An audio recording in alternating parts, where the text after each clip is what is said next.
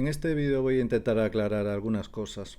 La primera es que no debato y menos con idealistas. He visto algunos comentarios de mi último vídeo sobre la ley audiovisual y yo no sé si hay más reduccionistas, simplistas o simplemente niños, con un pensamiento bastante infantil. Porque, a ver, ¿cuándo he dicho yo que esté a favor de la ley audiovisual? ¿Y cuando he dicho yo que el Estado te cuida? El Estado español no te cuida. Una vez que ya esté todo solucionado, ya se apruebe el reglamento y sepa quiénes van a ser esos usuarios de especial relevancia, daré mi valoración. Y seguramente habrá cosas que me gusten y otras que no me gusten nada. También he visto otro comentario, de un anarcocapitalista, porque también tiene su parte fetichista, todos presumen de bandera verde, negra y amarilla, ¿no? El Don't Treat on Me y la serpiente y todo eso que es casi todo postureo, en fin. Diciendo que este vídeo no le cuadraba, el que hice, y que ya vería cómo iba la cosa. O sea, en cambio el anarcocapitalismo, esa utopía, esa sí te cuadra, ¿no? Mira, chaval, te voy a poner algún ejemplo de dónde triunfó realmente el anarcocapitalismo, porque aquí se trata de cómo las ideologías se hacen solubles en la realidad. O sea, cómo se comportan una vez puestas en práctica. Y en esta realidad. Uno de los mayores ejemplos de anarcocapitalismo fue Al Capone, durante la ley seca. Ese es uno. Una cosa es que el Estado se haya extralimitado con su poder y en sus funciones, pero otra cosa es justificar al Capone. Y al final tuvo que ser el Estado quien lo detuvo por evasión fiscal. No por todos los crímenes que cometió, pero algunos gurús anarcocapitalistas han ensalzado la figura de Al Capone, y no precisamente internacionales, de aquí, de este país. Otro ejemplo es el salvaje oeste, en donde un terrateniente o alguien poderoso era la autoridad. Y esto sirve para aquellos que dijeron que yo aprobaba, que estaba a favor de leyes autoritarias. Ahí la autoridad era el terrateniente o el que se había hecho rico durante la fiebre del oro, también incluidos los que vendían picos y palas para extraer el mineral. Eso sí que era autoritario. Ahora, si queréis vivir en el salvaje oeste, por mí, adelante. Otra sería la camorra napolitana, como se ve gente muy equilibrada, muy en sus cabales, con un sentido de la democracia y la libertad brutal, o si no, cualquier cártel mexicano. Y no creo que haga falta ni mencionar la cantidad de anarcocapitalistas que estuvieron involucrados con el Estado, en todo o en parte. Porque es muy bonito eso de teorizar, principalmente sabiendo que la economía como tal no es una ciencia, aunque se le llame así, que este anarcocapitalismo tiene más de ideología que de teoría económica cuando no son más que hipótesis, que como digo no son solubles en la realidad, como pueden ser todas las ideologías de tinte extremista. La realidad es mucho más compleja. Vamos a hablar de ejemplos. Vamos a hablar de cómo Miguel Anxo Bastos es profesor de la Universidad de Santiago de Compostela, que es pública. Vamos a hablar de Huerta de Soto trabajando para la Fundación FAES del Partido Popular financiada con fondos públicos. Vamos a hablar de Milton Friedman, desde la escuela privada, desde la Universidad Privada de Chicago, cómo era un fiel defensor de la iniciativa privada, vendiéndonos aquel lápiz con su colaboración desinteresada. No sé si la extracción de grafito en las minas de África ha sido muy voluntaria o no esa colaboración, pero bueno, o la goma sacada de cierto árbol de África. No sé si ha sido una colaboración muy voluntaria, pero bueno, nos da un ejemplo de la cooperación, ¿no? Que se puede fabricar un lápiz y encima nos sale barato. Pero si tenemos en cuenta cuando la empresa privada está en problemillas y ha metido la pata y la gamba y ha defraudado y ha robado, saca su helicóptero y es el Estado quien tiene que pagar los platos rotos, salir al rescate, como pasó en la burbuja inmobiliaria, por ejemplo. Ahora, si tenemos una competencia y si tenemos un compadreo entre el Estado y el mercado y los grandes tiburones de las finanzas, la cosa todavía está más jodida. En cuanto a que el Estado te cuida. Y tengo que mencionar a la escuela austríaca que gran parte de sus grandes próceres también trabajaron para el Estado. Es decir, volvemos al consejos vendo que para mí no tengo. Esa es vuestra ideología. Ideología, no teoría, mucho menos económica y mucho menos puesta en práctica. Y sí, hay estados que te cuidan y otros que no te cuidan. Yo tengo entendido que el Estado suizo sí cuida de sus ciudadanos, porque son los propios ciudadanos los que hacen el Estado. ¿Mm? Si tenéis en cuenta cómo funciona ese Estado, el poder político que tiene el ciudadano es muy fuerte. Unos se cuidan a otros. Si veis cómo está constituido su gobierno, los 4 partidos forman una coalición de entre esos mismos 4 partidos que se presentan a las elecciones. La cantidad de referéndums que hay, hasta el punto de que parte de la alta magistratura, una parte, está nombrada por el propio pueblo. Pero ahora también he oído otro comentario diciendo que estaría bien que yo tuviera una charla con Gisbert. Vale, pues tengo que decir que no. Tengo que decir que no por lo que decía antes. Porque ya no voy apenas directos. Lo de conceder entrevistas cuando yo tenía muchos más suscriptores y muchas más visitas y tal, las dejé de un lado, lo dejé claro. Ya no voy a entrevistas. Y yo solo charlo con mis amiguetes. Y sobre todo sobre chorradas. Más que nada para partirnos el culo. Primero de nosotros mismos. Y luego de los que consideremos conveniente. No voy a charlar. Yo las charlas las entiendo como la típica barra de bar donde el cuñadismo ahí lo practicamos todos. Y con mucho gusto. Y si podemos tener un palillo en los dientes, mucho mejor. Y abierta la camisa como pecho legionario. Hay otros que dicen, claro, como Rubén Gisbert es abogado, ¿y qué? Si es abogado. Que yo sepa, el derecho es una disciplina categorial. Tiene categorías. Derecho procesal, derecho civil, derecho penal, derecho mercantil, derecho laboral. Todo eso, ¿no? Por eso es conveniente recurrir a los especialistas. Yo al menos me he preocupado en mi vida anterior de recurrir a especialistas, a la valoración que hacían los especialistas. Porque se puede caer en el error de cometer la falacia de falsa autoridad. El hecho de que sea abogado no significa nada, porque seguramente de derecho procesal o de derecho mercantil tenga la misma idea que yo. La misma. Es como si uno va al médico y le dice, parece que tengo un dolor aquí en el pecho.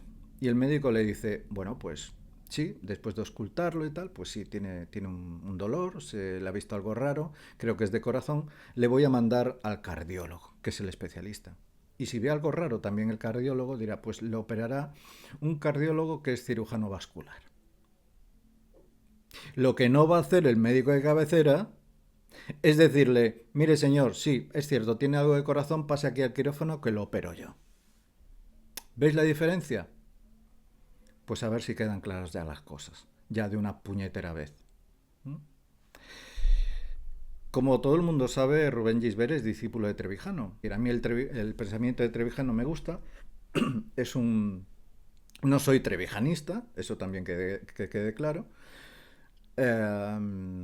Y lo que tiene Trevijano es primero, una serie de teorías, la teoría pura de la democracia, la teoría de la república, en fin, le llama teoría cuando realmente también es una hipótesis, porque las teorías aplicadas a la política, a la sociología y en muchos campos son hipótesis. Lo que pasa es que queda muy bien decir teoría, pero volvemos otra vez a lo mismo. ¿Cómo se comporta esto de forma operatoria? ¿Cómo opera en la realidad? Y no opera, simplemente no opera.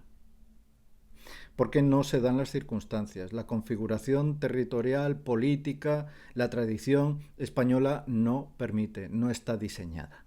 para ese tipo de sistema trevijanista. Es muy interesante ver su libertad política colectiva, que muchos han confundido con el colectivismo marxista. Y no es así, no tiene nada que ver, porque la teoría de Trevijano contempla el pluralismo político, mientras que tienes que ser, digamos que comunista, para ser colectivista. Es una de las piezas fundamentales del pensamiento colectivista. Trevijano no era marxista. Es más, en varios de sus libros y en muchas de sus conferencias hacía hincapié en todo esto, de que cuando esa ideología marxista se acabara, pues la libertad tendría muchas posibilidades de alcanzarse. ¿En qué, a mi modo de ver, mete la pata Trevijano y por lo tanto también Rubén Gisbert? En que da por supuesto que, claro, la libertad, claro, pero es que ya existe una libertad política colectiva. Lo que pasa es que el tablero es uno, el tablero de juego es uno, las fichas son las que son y las normas son las que son. ¿Se puede cambiar? Sí, a través de la votación y a través de la Constitución, del artículo 10º, creo que es de la Constitución. Otra cosa es que no haya voluntad de cambio, que aquí tengamos una sociedad muy acomodada, porque al fin y al cabo la gente va a ir a lo cómodo y va a votar o al PP o al PSOE. Quedará algo para Vox, quedará apenas un poquito y después todos serán nacionalismos. Ese es como está configurado ahora mismo España, que es inviable. Pero si vais a los libros de Trevijano encontraréis que él se autoproclama descubridor de la libertad política colectiva, pero sin contar a Grecia y Roma. Que es como si yo digo, acabo de descubrir un teorema en donde, no sé, la hipotenusa al cuadrado es la suma de los cuadrados de los catetos. Pero no cuento con Pitágoras. Hombre, nos ha jodido. Nos ha jodido. Sí que existe una cierta libertad colectiva y cierto poder político. Lo que pasa es que muy limitado. Muy limitado para el ciudadano. Porque, como repito, el tablero es uno, las fichas son las que son y las normas son las que son. Por eso últimamente me estoy planteando lo de volver a votar. ¿A quién? Pues no sé, ya lo decidiré. Eso sí que no lo tengo claro. Aunque tenga todavía la idea del abstencionismo ahí. La tengo. Pero bueno, son cosas que ya se irán viendo con el tiempo. Todavía es demasiado pronto y queda mucho para las elecciones. También uno de los problemas que tiene Trevijano y por ende Rubén Gisbert es lo de comparar la libertad con el derecho. Porque dice que cuando no hay derecho, si hay derecho no hay libertad, que el derecho es contrario a la libertad. Pero después se vuelve a contradecir cuando dice que cuando se consiga la libertad habrá que hacer unas leyes, es decir, habrá que escribir un derecho. ¿Y quiénes? Ellos, los de Trevijano, van a ser quien redacten las leyes. Quítate tú, que ya me pongo yo. Otro error más es que cuando compara libertad con derecho, se está olvidando de que no se puede comparar algo concreto y objetivo como es el derecho con una imagen mitológica de la libertad. Y esto el idioma inglés lo entiende muy bien. En inglés existe la palabra, el concepto liberty y el concepto freedom. La libertad es la alegoría, la estatua de la libertad. Pero existe lo que es el freedom, que es la libertad de andar por casa, que no es ni más ni menos que la libertad que te otorga el derecho. El imperio de la ley, sometida a unas leyes. Yo creo que esto queda bastante claro. Y eso es lo malo, porque es una teoría también basada en un idealismo. Y ahí es ya donde no coincidimos, o no lo acabo de ver. Aparte de haber hecho el ridículo, Trevijano lo que no habría hecho sería ir a un colegio electoral y romper la papeleta delante de la mesa. Más que nada por una cuestión de decencia. Y porque a Trevijano no le importaba ganar suscriptores en YouTube, precisamente, ¿verdad? Con eso la gente no va a tomar conciencia. Te va a ver de forma como un ridículo, como una persona que hace el ridículo. Para empezar, porque los miembros de la mesa están coaccionados por ese Estado de que si no van a la mesa se les meterá una multa. Entonces, a mí realmente que yo siendo mesa, tú rompas una papeleta delante de mí, pues no me afecta en nada. Ahora, si lo vas a hacer ante un compromisario, a un tío de estos que tiene la chapita con el partido político, bueno, a lo mejor hasta me hace gracia. Y es que hay otra cosa que se confunde y es la interpretación de Montesquieu sobre la separación de poderes.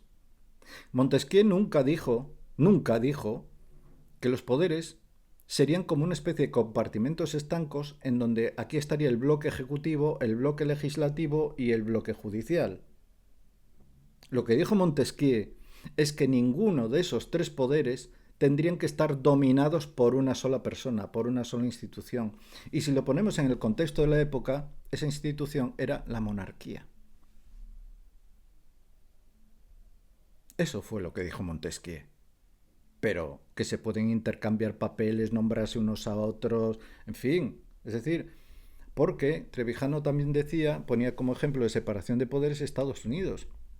Porque aquí, claro, se ha montado mucho revuelo desde que Sánchez dijo, ¿de quién depende la Fiscalía General del Estado? Depende del gobierno. Y todo el mundo dijo, oh. Pero es que en Estados Unidos la Fiscalía General del Estado también depende del Ejecutivo. Y siempre andan con la mandanga esa de la Corte Suprema. ¿Quién nombra a la Corte Suprema en Estados Unidos? El presidente de los Estados Unidos, o sea, el jefe del Ejecutivo. Eso sí, con carácter vitalicio. Pero depende de quién esté en el gobierno, si republicanos o demócratas. Sí, sí, carácter vitalicio, pero aún así creo que es el Congreso el que puede impugnar ese nombramiento o incluso la destitución. Entonces, y eso más o menos, con normas más laxas, más participación del pueblo, menos participación del pueblo, es lo que pasa en toda la sociedad occidental.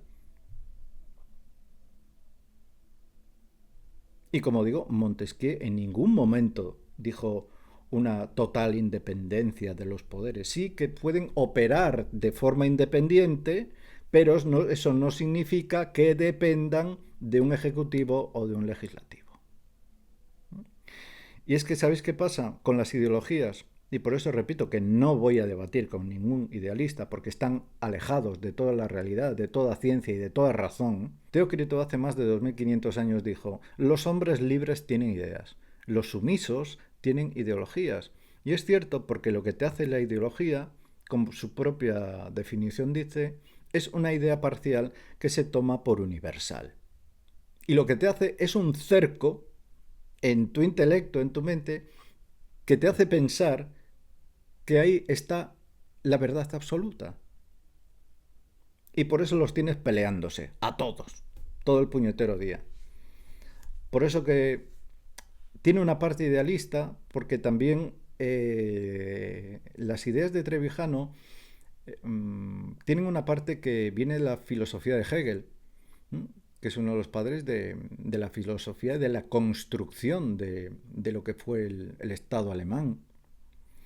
Y basaba todo ese conocimiento en lo que él llamaba el espíritu, lo que después fue el espíritu del pueblo alemán, el Volksgeist. Y de ahí pues nació una cultura prefabricada que se extendió como mancha de aceite al resto del continente. De tal forma que se inventaron una cultura basada pues al principio en que si la raza aria, que si la música romántica de Beethoven, que si Bach, que si el ataque a las Valquirias de Wagner, y eso los hizo especiales. Dice, pues si somos especiales podemos constituir un Estado. Y esto es el primer mal de todo lo que vino después. Porque después sus rasgos especiales se convirtieron en supremacistas, en hegemónicos, y vino lo que vino por parte de aquel pintor austríaco de los años 30 en Alemania del que usted me habla. Como ha sido gran parte de la filosofía y el conocimiento alemán. Pero esto volveré un poco después. Como digo, a mí Lo único que me mueve hoy en día es la ciencia y la razón. Y como diría Máximo Décimo Meridio, todo lo demás es polvo y aire. Y si no es ni polvo ni aire, es humo. Volviendo a este tema de la ley audiovisual, ¿me podéis decir realmente cuándo no ha habido censura en este país? Porque también le he oído a Rubén Gisbert diciendo que la televisión y los medios en los años 60, 70 eran más libres que hoy. No, lo que ocurre es que hoy hay muchos más medios. Y si hay muchos más medios, hay mucho más ruido. Pero vas a comparar la televisión del régimen de Franco con la de hoy, con su aparato de propaganda, qué diarios se podían leer y qué no se podían leer, o qué panfletos. Otro que está apartado de la realidad y lo único que hace cada vez que interpreta las leyes es el efecto marco. Te, simplemente te muestra las leyes que más le convienen, pero no te deja ver el cuadro entero. Y claro, ya la tenemos liada. Pues os repito, ¿cuándo no ha habido censura en este país, en España? ¿Cuándo? Digo, no voy a dar ninguna valoración por ahora sobre la ley audiovisual, pero a todos estos llorones que andan llorando por las redes sociales como si esto fuera el acabose, la hecatombe, si os quejáis ahora, ¿cómo sobreviviríais a un régimen que no fuera democrático? ¿Cómo sobreviviríais? Si llegara una dictadura, ¿qué haríais? Yo sé lo que muchos harían, ser unos arribistas. Lo que ha pasado en gran parte de la historia de este país, cada vez que han venido las cosas chungas. Que algunos se han ido, al final los cuatro gatos son los que luchan y los demás se adaptan. Y los que iban con tanta pancarta, que vociferaban tanto, se acaban haciendo los más acólitos al régimen. Porque como digo, no sería la primera vez. Y otra cosa que tengo que recalcar, yo no tengo compañeros de lucha. Yo no tengo compañeros de batalla cultural. Porque me han demostrado la mayoría de ellos de que la pasta está antes que la causa. Y esto no es una batalla cultural, es una batalla ideológica. Y sin quererlo, o queriendo, no sé, habéis confundido cultura con ideología, porque hoy la ideología está solapada a la cultura. Y por lo mismo que decía antes, por el mismo pensamiento de Trevijano, porque si unes la filosofía del idealismo alemán con la posmodernidad americana, tienes lo que tienes hoy, que cualquier cosa pueda ser cultura. Por eso cada estado, cada terruñito hoy en día en España pretende ser estado.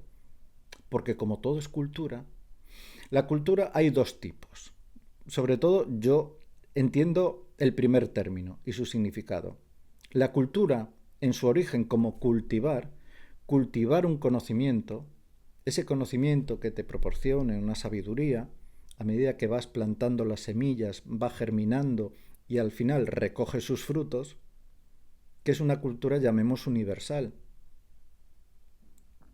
Es decir, la muñeira no es cultura española, la sardana no es cultura española, el flamenco no es cultura española, la música folk de Galicia no es cultura, el aurrescu no es cultura española, el chotir no es cultura española. Eso es cultura. Pero nunca puede servirse uno de la cultura para crear un Estado, con las consecuencias que trajo eso, apoyado por una ideología que se va haciendo cada vez más extremista. Porque al principio, como digo, te crees diferente y después te crees superior. Y se han dado casos, el RH vasco, el charnego, el maqueto. Y como digo, todo esto copiado en parte del idealismo alemán, que trajo lo que trajo, y en parte del postmodernismo americano, de la escuela de Frankfurt, de toda esta gente. Por eso hay una cultura animalista, por eso hay una cultura feminista, por eso hay, yo qué sé, una cultura vegana. Todo es cultura. Pero en el ámbito político todavía es más peligroso todavía, porque puede hacer pensar a ciertos catalanes, ciertos vascos, ciertos gallegos, ciertos andaluces de que son un Estado. Y todo basado en el sentimiento, en ese espíritu que nos hace ser diferentes. Y voy a terminar a todo esto hablando de España. España, a diferencia del hipotético y mitológico Estado catalán, Estado vasco, Estado gallego, Estado andaluz, que basan todo en un sentimiento, como digo que es absurdo, eso, es absurdo, porque el sentimiento es algo también imaginario, es una sensación. Cuando dice yo me siento andaluz, yo me siento manchego, a mí me da igual, porque eso no sirve para nada. Lo que sirve, y así es como se fundó España, se funda por la voluntad. Esa es la gran diferencia. España se funda como voluntad de varios reinos que expulsan al Islam de la península y se unen precisamente para fundar un Estado. Y eso es real. Y eso no tiene nada que ver con los sentimientos.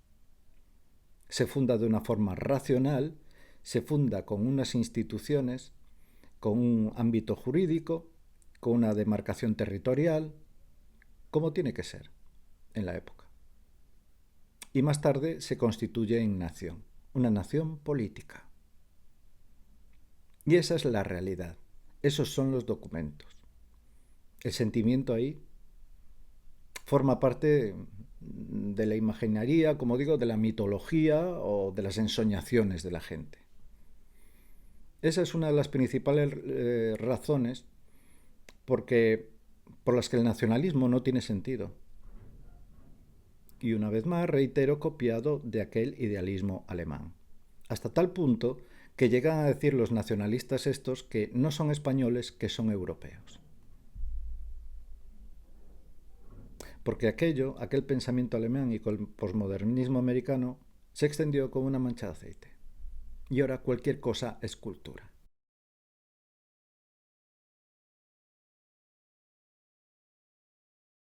Por eso digo yo que hay que tener cuidado con cualquiera que venga formulando teorías, que no tengan una base científica ni racional. Porque te podían colar una hipótesis y poniendo teoría como muy bonito, pero que en el fondo no conduce a nada. No tenemos un Estado ni mucho menos perfecto, ni mucho menos eficaz, pero imaginaos una vida sin Estado. Y pongo también un ejemplo del médico referido a la cultura y referido al conocimiento. Hay una jerarquía en cuanto al conocimiento. La opinión, la sabiduría y el conocimiento puro.